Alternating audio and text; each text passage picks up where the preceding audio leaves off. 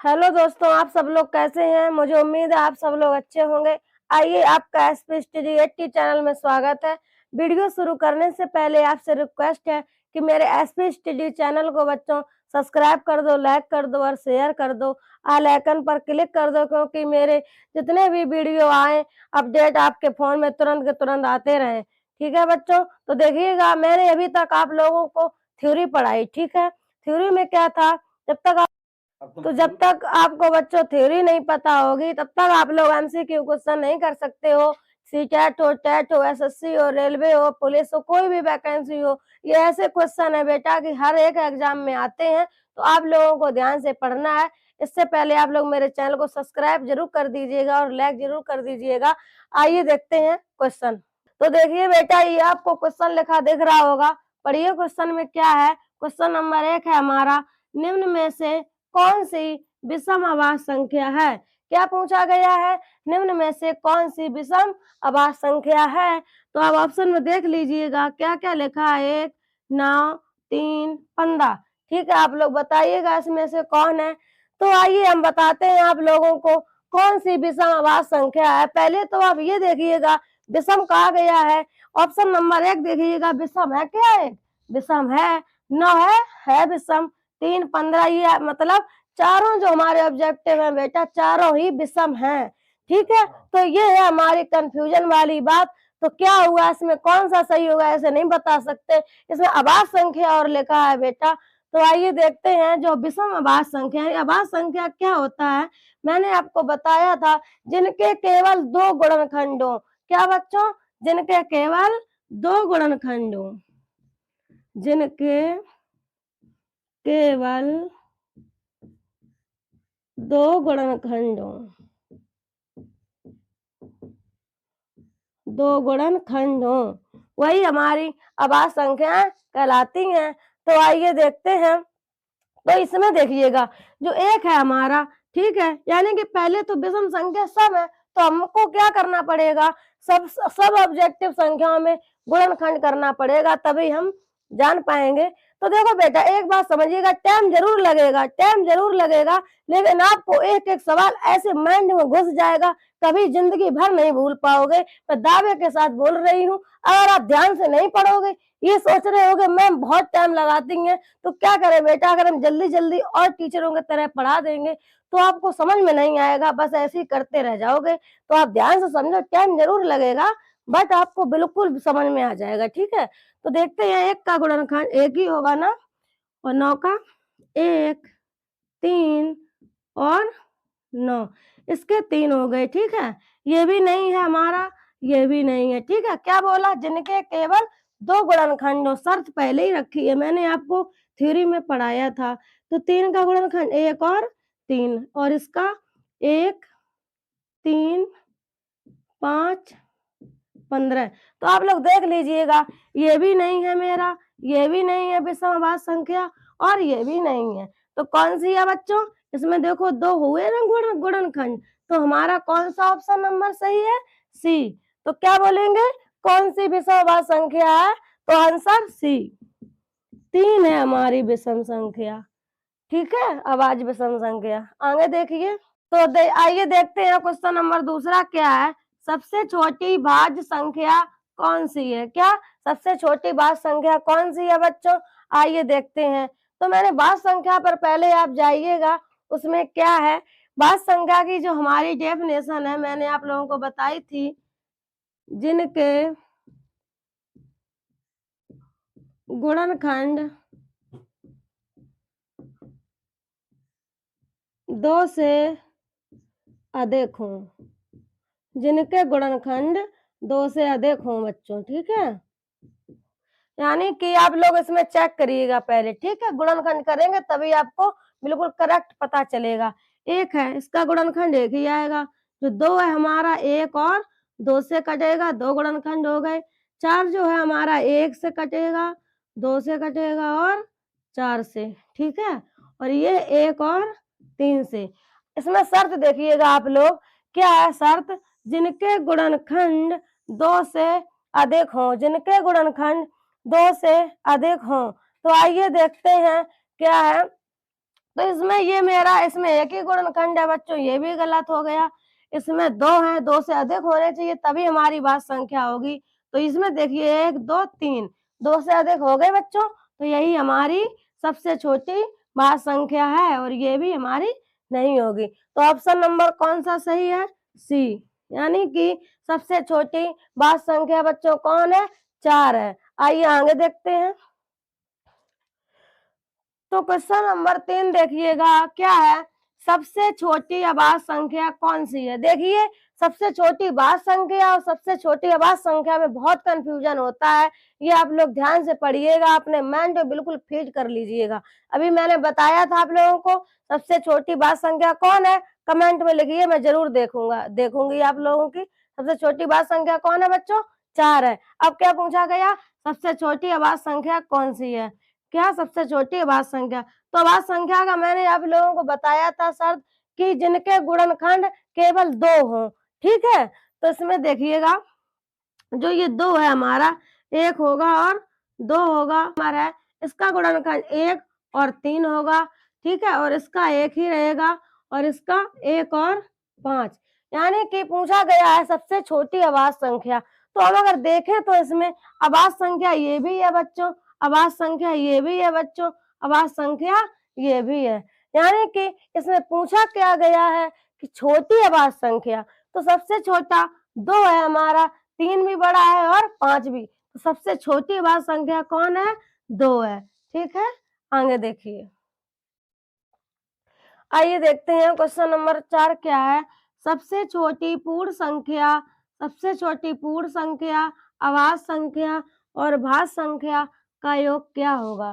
तो बच्चों आप ये बताइए पूर्ण संख्या क्या होती है? मैंने बताया था पूर्ण संख्याएं वो होती हैं जो 0, 1, 2, 3, 4 100 तक यानी अनंत तक गिनती जाती है, 0 से स्टार्टिंग होती है।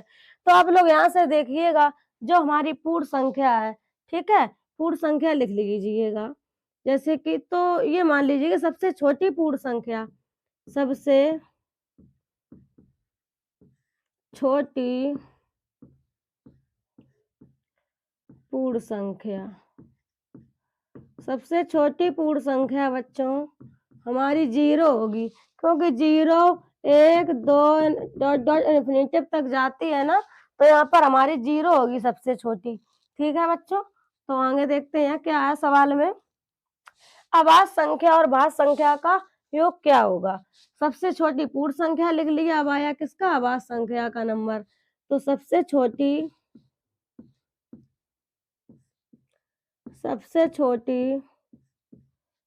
अभाज्य संख्या,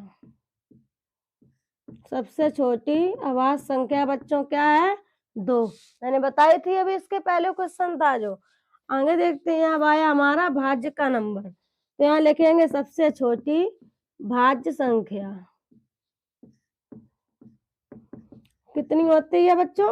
4, ठीक है? अब क्या पूछा गया है? योग क्या होगा? तो इनका योग ज्ञात कर लीजिए, बिल्कुल सिंपल सी बात है। इन्हें जोड़ दो, कितना आएगा? 6। आप लोग देखिएगा 6 ऑप्शन में दिया गया होगा, हाँ दिया गया है, तो ऑप्शन नंबर ए सही होगा। आइए आगे देखते हैं। आइए देखते हैं क्वेश्चन नंबर 5 में क्या है? 1 से 11 के बीच कितनी संयुक्त संख्या होती है? ठीक है, 1 से 12 के बीच, 1 से 11 के बीच कितनी संयुक्त संख्या होती है बच्चों? तो पहले तो आप ये जानिए कि संयुक्त संख्या किसे कहते हैं? संयुक्त संख्या जो होती है हमारी, क्या होती है? भाज्य संख्या। भाज्य संख्या बोलो या संयुक्त संख्या बच्चों, एक ही बात होती है, ठीक है? तो आप लोग देखिएगा 1 से 11 तक पहले हम लोग काउंटिंग नंबर लिख लेंगे, ठीक है? 1, 2, 3, 4, 5, 6, 7, 8, 9, 10, 11, ठीक है बच्चों? अब क्या करेंगे? भाज्य संख्या की शर्त आप जानते ही हो, जिनके गुणनखंड 2 से अधिक हो वो हमारी भाज्य संख्या होती हैं। तो आइए इसका गुणनखंड 1 होगा, इसके कितने होंगे? 1 और 2, इसके 1 और 3, इसके 1, 2, 4, इसका 1 और 5, इसका 1, 2, 3 और 6, इसका 1 और 7, इसका 1, 2, 4 और 8 और इसका 1, 3, 9 और इसका बच्चों 10 का 1, 2, 5 और 10 इसका बच्चों 1 और 11। अब इसमें आप लोग जल्दी से देख लीजिएगा 2 से अधिक गुणनखंड कौन-कौन संख्याओं के हैं, उन्हें हम लोग अलग लिख लेंगे, ठीक है? तो ये हमारी लिखी नहीं जाएगी, ये हमारी लिखी नहीं जाएगी और ये भी नहीं होगी। इसमें देखिएगा 3 है बच्चों, ठीक है? 4 के, तो 4 हम लोग लिख लेंगे, ठीक है?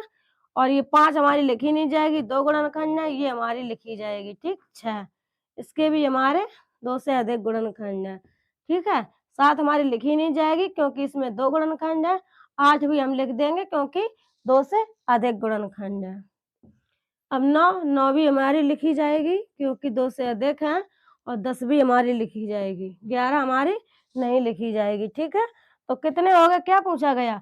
कितनी संयुक्त संख्या होती हैं? गिन लीजिए 1, 2, 3, 4, 5 ऑप्शन में दिया है 5 बी, यही हमारा सही होगा। आइए आगे देखते हैं। कौन सा है? क्वेश्चन नंबर 6 है, 1 से 20 तक कितनी सम संख्या होती हैं बच्चों? 1 से 20 तक की जो गिनती होती है, उसमें सम संख्या कितनी होती हैं बच्चों? आइए इसमें देखते हैं क्या होता है। जितनी भी संख्याओं का पूछा जाए, जैसे 20 तक पूछा गया, इसकी एक ट्रिक है कि जितनी भी संख्याओं का पूछा जाए, उतने की आधी संख्या सम होती हैं और आधी संख्या विषम होती हैं, ठीक है? जैसे कि 20 तक पूछा गया तो 20 का तुरंत आधा कर दीजिए, कितना आया? 10, ठीक है? 10 आया तो 10 हमारी क्या हो गई? सम संख्या। तो आंसर सी सही है, ठीक है? 10 हो गया हमारी सम संख्या और 10 हमारी मानी जाएंगी कौन? विषम संख्या। तो आंसर नंबर सी 10 सही है, ठीक है? आगे देखिए। आइए देखते हैं क्वेश्चन नंबर 7 क्या है? 1 से 100 तक कितनी अभाज्य संख्या होती हैं, ठीक है? यानी कितनी अभाज्य संख्या है? 1 से 100 तक जो गिनती है, उसमें हमारी अभाज्य संख्या कितनी है? तो आइए इसमें भी एक ट्रिक है आप लोगों के लिए। इसमें क्या होता है बच्चों कि 1 से 100 तक की अभाज्य संख्याओं का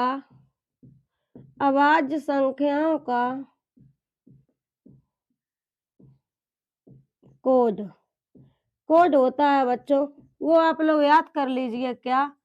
44, 22, 32, 23 और 21। आप लोगों को जब अच्छे-अच्छे नंबर याद हो जाते हैं बच्चों, तो ये कोड याद करने में क्या दिक्कत है? ये भी तो हमारा 10 नंबर का है। आप अगर दूसरे नंबर याद कर लोगे तो आपकी ज़िंदगी बर्बाद हो जाएगी, आप बात करते रह जाओगे।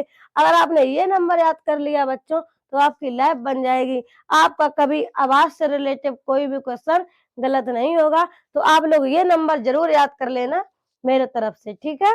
तो आइए देखते हैं इस कोड का यूज क्या है, कैसे हम लोग 1 से 100 तक गिनती का आभाज्य संख्या निकालेंगे। इसे सबको ऐड कर देंगे, ठीक है? प्लस लगा दो, ऐड करो बच्चों।